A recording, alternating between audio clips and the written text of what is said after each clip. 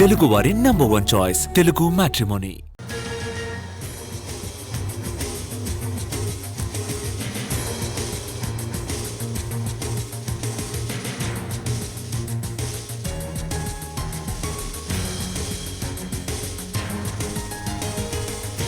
తనలో 5 ప్రయాణికులు మృతి చెందారు.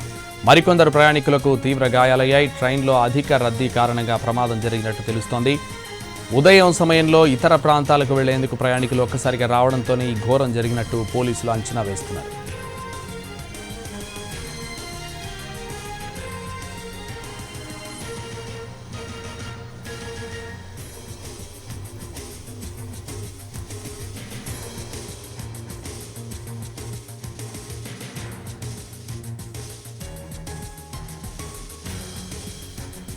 ముంబైలో ఘోర రైలు ప్రమాదం జరిగింది.